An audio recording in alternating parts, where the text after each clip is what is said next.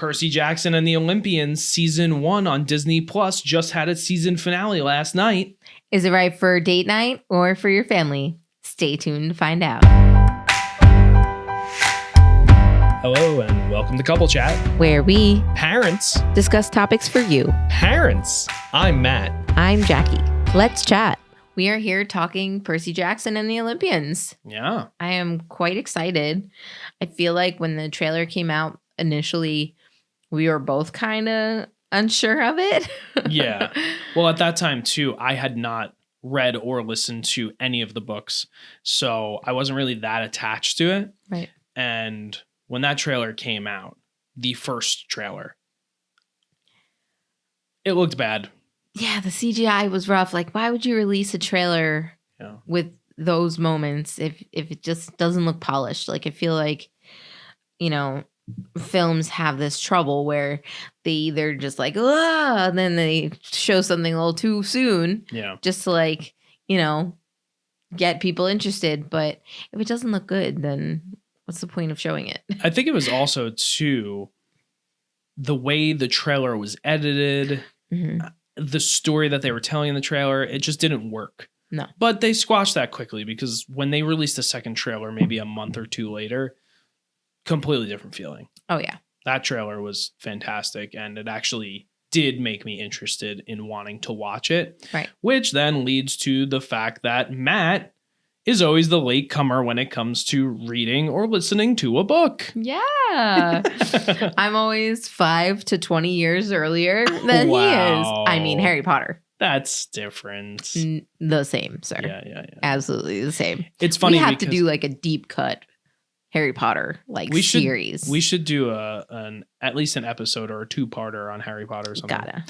It's funny. So mentioning that you read it, obviously, when each book came out, almost, because you were not a beginner Harry Potter fan. Like, you didn't read the first book when it first came out. Like, right. I was a little too young. Yeah. My Harry Potter experience, I was at every midnight release from Goblet of Fire to the end. Right. So for me, I just remember, and you know her, in middle school, I want to say, a girl I know, and if you watch this podcast, you can probably attest to this, but Katie Arzig, she is a huge Harry Potter fan. And she was the only person that I really can remember that was reading those books religiously in classes. Yeah. And she'd be carrying around whichever one was out at that time. And no offense, Katie, I rolled my eyes so hard. I was like, what a nerd. Yeah. What book were you carrying around, Matthew Hahn? If I was carrying around a book, it was a graphic novel. And it was probably... Nerd. Yeah, you can't say that. You're a Harry Potter fan. It doesn't matter. You're a and nerd it was too. Probably either Watchmen or Long Halloween. Okay. Because I am a very, He's a sophisticated nerd. I was a sophisticated middle schooler. Reading two really violent graphic novels. Hey, if man. y'all have ever read those are not for kids. So you want to do a Harry Potter deep dive? We should do Watchmen too. Oh, yeah. And never talk about that HBO show. Never. Anyway, so we're getting way off topic here. So let's talk Percy Jackson. Yeah. You had a deeper connection to it, still do, than I do. Yeah. Because you've read all the main Percy Jackson and the Olympians books. Correct. I've since realized Rick Riordan has wrote many sequel sagas, sequel series. And I don't know if I'm that interested in those, but anyway, so you tell your Percy Jackson tale. Yeah. So, we have a cousin who is currently in high school, and she was going into her freshman year, and it was the year after the pandemic, and we were really just, I needed something new. And she was like, hey, I'm reading this book and I'm not really enjoying it. And it's so funny because now it's become a competition where every summer she gets a reading list and I read along with her. It's a little battle back and forth. Right. I try. With her. Well, you know who you are as well. Love you, kiddo. Yeah. So I read Lightning Thief when we were on vacation in Vermont. I was laying on the little hill right outside our condo, and she was laying there next to me reading her paperback, and I was on my Kindle, and I finished it that week. She did not. But it took her all summer to read one book. And Jackie, what happened all summer for you with Percy Jackson? For our wedding anniversary, Matt bought me the entire series. Oh, so I don't even remember that, but okay. You did. Oh, and I read them all. Yes. All the available ones. Now, today we are in 2024, early 2024. So there are two more. One was just released, and there's 2023. Yeah, one was just released last year. I have not read that one, and the new one coming out this year. I guess I'll have to read. But see, from my understanding, those two books are part of a sequel series that takes place after like two other sequel series. Oh, goodness. And those series are based on Roman gods, and there's a Roman like demigod. I don't really know that much. Oh, I thought they were saying that it connects. It is. It's all part of the same universe. Oh, supposedly. But you have to read the Roman one in order to connect these two. Supposedly. Gotcha. I don't know enough about it to know. Yeah, nor do I. And again, so my experience with it, just like Ballad of Songbirds and Snakes, Matt waits till the very last minute to do anything when it comes to reading. Shocking. I'm not an avid reader. I love reading. And if I had more time and a longer attention span, I'd probably read more. I used to read a lot more, especially when you and I first met. I read a lot of graphic novels and you got me into reading books. But these days I just don't have a lot of time and the attention span. So I read Percy Jackson via audiobook. Yes. And sometimes that's a great experience. Sometimes it's not. It all depends on who the narrator is. Yeah. And look, I'm just putting this out there. This is totally going to be a separate little piece of content. Okay. Yeah. I'm just putting this out there. Why do we live in 2024 and audiobooks are still just narrated by one person? I thought by the pandemic, people would have rallied to create more epic audiobooks. We should have voice actors. We should have one narrator. We should have a score, sound effects, all these things. More and more people are listening to audiobooks. Yeah. I'm sorry. It is an ancient way to do audiobooks. I don't want to hear one guy go, and then Percy walked into a room and talked to Annabeth. Annabeth said, "Hi, Percy, how are you today?" Like, I don't want to hear that. I don't want to hear a man in his 40s do the voice of a 12-year-old girl. It takes me out of it, And sometimes this book is interesting because there are a lot of different creatures and stuff like that. So sometimes he does like really interesting voices, and that's fine. I'm not saying you can't have 4 to 6 voice actors. You don't need a whole freaking ensemble here. Just like any animated series, you just need a handful of people to do multiple voices. But it's old, guys. It's old. And I love audiobooks, but I think I would love them more if it was more produced. And things are not that expensive these days. It could be done. Let's get on it. There are plenty of amazing voice actors out there. These things need to be done correctly now. Sorry, just my little gripe with audiobooks. But regardless, I listened to Percy Jackson that way, and it was fine. I enjoyed it. I wasn't sure if I was going to enjoy the story, but I do. I like it, and I'm interested to go on to the next one and just haven't had the time. So I've only listened to Percy Jackson, The Lightning Thief so far. Man, he's missing so much. I know. I know. And this show, as we move into talking about it, I'm sure is doing stuff that I really don't want to know about yet. So that's one thing you have to worry about. If you do care about book to film adaptations, if you are like her cousin who has only read Lightning Thief, you might walk into this season not expecting a few things that are probably introduced later on in the series. So I'm not allowed to say anything. But for those of you who have read these books, at least past the first one, and have watched this season that we're discussing, You're silly. Yeah. I mean, I think it's one of those things where Disney wasn't really sure if it was going to take off, and maybe that's why they really were trying to like push a lot of stuff in there or hint to a lot of things that may be coming in the future. I mean, they do that in the first book. They do.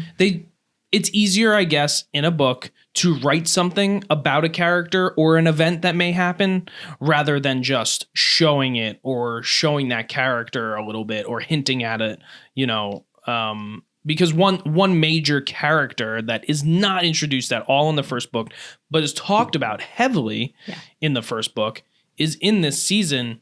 And I mean, I know it's exactly what you said. I know exactly why they put him in here. It's probably because of the actor that plays him. Yeah. It was an easy way to be like, oh, we'll use this person to like get people to watch the show. My thing is there were a few things that they introduced that you don't see in the first book and you do in future books.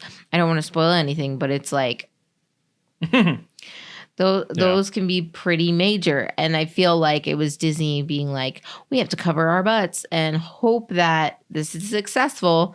And then maybe we can bring that person back or maybe we can bring that situation in. And it's like, it's really hard because like, yes, the character you're referencing, he has mentioned quite a bit, but I don't remember seeing him until way later. Oh. Way later. Like multiple books later. Oh, well, don't tell me that. But that's what I'm saying. Like, you're thinking, oh, maybe he'll be in the second one since, you know, they're probably trying to tie them together. I don't remember him until much, much later. Well, but if this show does well, and I think it is getting pretty positive reviews, I wouldn't doubt if he's in every season. Oh. They're going to shoehorn him in somehow. Yep.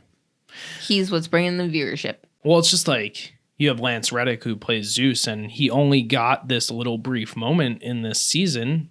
And I'm glad they did that because I watched a little bit of the original film that they made back in, I think, 2010. And it's funny because Sean Bean plays Zeus. And like, I don't know. It's just not what I was expecting from that character. So I didn't watch the whole movie because I couldn't deal with it. Yeah. But in that, they like have moments throughout the movie where like Zeus and Poseidon, you see them a ton. I love how in this season they don't do that. They really stuck true to the book in this season. Yeah. Except for one weird moment. But there were a few weird moments. Well, yeah, but I mean like that shows like Poseidon earlier than you were expecting. Oh, yeah. But anyway, it just sucks because like Lance Reddick only has this one big moment at the end of the season, and that, you know, that's it. They're gonna have to just find somebody else to play him now. But you know, stuff happens. Right. And and be interesting to see how they go about that, you know. Yeah. They're gods, so I guess they can take many forms, so it'd be interesting if they like say something like that. Well, I'm sure you heard them say in the book, but like you never actually see the god's real form. Right. Because if a demigod or a human saw God in their real form, they'd die. Oh, I don't remember hearing that part. Yeah. So like every time you see a god like light flash or whatever around a god, it's when they're like, oh, don't look at them because you could die. It's kind of like the Medusa thing, but like you literally like it's disintegrate. Just their power is just too much for you to handle. Correct. So the image that they want you to see. Yeah, it's this like humanoid form kind of thing. Exactly. So they could get away with it. Gotcha. It stinks. Yeah. But they could work around it to where like, I mean, I don't even think they'd have to say anything. It would just be like, oh, Zeus decided to use a different form today. Like, hey, Zeus. Okay. Yeah, I doubt they're going to. That's a little heavy-handed. I doubt they're going to say anything. But yeah, that's why. Like, yes, gods can take many forms, but that's why you see these humanoid forms. You're not seeing their true form. Well, I think that also makes it easier for production. Oh, yeah. And at the same time, you can hire an actor and he can just be himself or herself. Yeah. Makes it a lot easier for casting. Sure. Because, you know, I mean, look at Pedro Pascal, who basically had to be in a helmet all of Mandalorian. You know, right. Even in later seasons, like, yeah, he takes it off more often than he did. But still, like, if that was another, like, big actor, before, like, that show made Pedro, so I think he, he's very humble to be able to have done that. Yeah. But, like, you can only imagine someone else doing that, and, like, I don't know, I'm not doing that. Yeah. No, you gotta show my face this amount of times or I'm not doing it. You know what I mean? Right. And they'd have to change it because of that. Yeah. But anyway, so just briefly, before we get into like whether this is right for a family or date night, how did you feel about this adaptation? Because I have some very strong feelings about it. And I mean, I was pretty verbal during some of the episodes too. Yeah. I didn't like that they changed certain things just for convenience sake. Yeah. Like that character we were talking about before, just bringing him in and just being like, here's a famous person. Haha, isn't that cool? Yep. Cutting out some parts of the book. I get it for time's sake, but you didn't have to make it a seven episode. Yeah. You didn't have to make it 7 episodes. You could have made it 10. You could have made it as long as you want Disneyland or Disney. Disneyland. That's funny because that's what our son calls Disney Plus. He's like, I want to watch Disneyland. He does? Really? No, really? I never knew that. Yeah. I don't know where he got that from because like we've never been with them. So no, I mean it's on the other side of the country. Why would we know? Land. Okay, sorry. Yeah, I agree with you. That's actually one of my gripes too. It's like, why are we rushing through this? The whole point of this was to make a show, allow it to breathe. Yeah. Allow it to show all the things that happen instead of rushing through it. Right. But that's the biggest gripe I have with it is it's rushed. Yeah. This show feels so rushed. It's good. It's, you know what? Honestly, I thought it was okay. Well, the casting of Percy is great. He's fantastic. He's great. Yeah. No. I don't have a problem with that. It's really the writing and the editing. Those two things bother me the most because it's the pacing of the show that just is not good. Yeah. Everything feels rushed in it. And you're talking like these episodes are half hour to 40 minutes. That's not a lot of time. No. Why are they doing that when I get like they're trying to hold the attention span of a younger audience, but come on, like you can't do at least 50 minutes. Do more episodes. Or do more episodes, right. Like we didn't need to get to the season finale that fast. Like it was so fast. I feel like the show just started. Yeah. And yeah, it was probably because we waited a few weeks to watch, but you had to read the book. Correct. But that actually worked to our advantage because it allowed us to binge a few episodes. And then we were itching, though. I know. This whole last week when we watched the penultimate, and they leave it on such an annoying cliffhanger that I saw coming. I was like, they're not going to show the big finale. No. Like that's the big part. They're gonna save it, aren't they? And they saved it like right at the last second. Yeah. And I was like, I was itching the whole time. I wanted to see the finale because I wanted to see how they were going to do it. And I mean, ultimately, as a whole, I think the season was fine. Yeah. I'm hoping, see, this is the thing. I don't have the perspective you do. I'm hoping that it's a first of anything. It's got the origin story. You're introducing characters. You're introducing stories. You're introducing subplots and all these things. I get how hard that is. So I'm hoping that now that all this is fleshed out, they take their time in the second season. Yeah. And they flesh things out a little further and they can focus more on specific plot lines and characters and things like that. But you would know better than me. Yeah. Based on like what happens in the books. Well, it's funny because there's one thing that you're like, oh, they cut that out.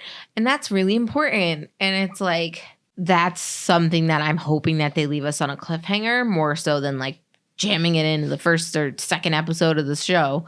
So I'm hoping like that's how they keep people interested. Yeah. And that can bring you into the second season. I'll have to ask you what you mean because I'm not sure. But I think it could definitely get signed for at least a second season. Yeah. Because I think it's got very good like value. And I think the kids are great. And I think that we could definitely, this is very similar to a Harry Potter situation where we could definitely watch these kids grow up. Oh, yeah. And I said that to you. I was like, we're going to watch this kid grow up. Yeah. But I said that early when we started watching it, like maybe an episode or two in. Yeah. When I didn't really know how the season was going to go. Mm-hmm. But regardless, it was good enough that, I don't think this show's going anywhere. Yeah. I don't think so either. Yeah. But is it right for date night or your family? Me first. Personally, we binged it mostly on date nights, but we watched the first episode with Nate before we watched anything. Yeah. And he was a little antsy until towards the end when it started to pick up. But from there on, he was hooked. And he's 3 going on 4. He's like a week away from being 4, a week and a half. 12 days. It's crazy. Yeah. From the day of recording. Yeah, right. But regardless, yeah, I think this is more of a show geared towards a family. Yeah. It's not too hard to understand. If your kids are learning Greek mythology, which I hope they're still teaching in schools, it's going to be even better. They're going to be hooked on that alone. And then a kid their age or maybe a little older going through these types of things, that's just awesome. And I always loved stuff like that when I was a kid. Yeah. I guess that's why we are so attached to something like Phantom Menace. It came at the ripe age that we were. Anakin was, I watched that movie feeling like I could be him, you know, and that's cool. So yeah, this is a family friendly show and something you definitely should watch with your kids. And if your kids are too young to read the book like our son is, this is a perfect doorway into the series. And knowing the production value of the show, I'm sure it might take a little while for the second season to come about. I don't know about you, but I would love to start reading this to him for real. Yeah, that'd be cool. I think that there's a few parts that are a little scary, a little menacing. Yeah. But, especially in the Penultimate. Penultimate is pretty scary. He hasn't watched that one yet, actually. We haven't showed him the last 2 episodes yet. So it's one of those things where you can screen it beforehand. They're short, like you said. They're not that long of episodes. And it's nice to be able to kind of see it ahead of time and really gauge if your child is going to be able to handle it. Right. But we didn't feel like anything too bad was happening except in the Penultimate so far. Or as far as I can remember. But, we'll be there right by his side to support him through it and help him understand that it's a story and that, his fears are valid and that there's, support there for him. If he is scared, we can turn it off. He hasn't wanted to do that, and he hasn't expressed that he was afraid of anything. Yeah. I mean, there was one day, I think it was Sunday. Was it Sunday? No, I think it was Saturday because Sunday we were busy, but we just flew through. Jackie and I had watched most of the season before showing him the next few episodes. Right. And then on Saturday, we weren't really busy and it was crummy weather. So we were like, hey, you want to watch more Percy Jackson? And he was immediately like, yeah. Yeah. He laid on the couch. He put on a blanket. He said, can I have some goldfish in my water? And then just tackled through 3 episodes in an afternoon. Yeah. And it wasn't like we were forcing it. Like one would end and he's like, can we watch the next one? He actually did that with the one that we hadn't watched yet. Yeah. And I was like, you know what? We haven't watched it yet. Emma's napping. Let's watch it in the theater. So we brought him down to the theater and we watched that episode, which wound up being the cheeseburgers episode. If anybody knows. Cheeseburgers in paradise. Sure. Not really. No, very far from. Yes. But yeah, so. Yeah. So for your kids, for sure. Yeah. If you've read this book before, definitely. And if you're just interested in Greek mythology, why not? Yeah. Especially with the modern twist. It took me a little while to get behind it. You could even ask her, like, I wasn't interested. I love Greek mythology and I know a lot of these stories already. And I just wasn't interested in it being modernized at all. But I like it. I'm very interested to see what happens next. And I'm definitely going to probably just binge it before the next season. Because again, by the time the next season comes out, I could probably finish all the books. Yeah. Especially if we're going to start reading them to him. Yeah. So cool. Percy Jackson, go see it. On your couch. Yeah. From Disney Plus. Streaming now. Right. I'm Matt. I'm Jackie. Here are the Hahns signing out. Thank you so much for listening to Couple Chat. Make sure to subscribe to us on Spotify or YouTube Music, and check out our YouTube page to see this episode in video. Thank you to Hahn Films for editing and producing this episode. Talk to you soon.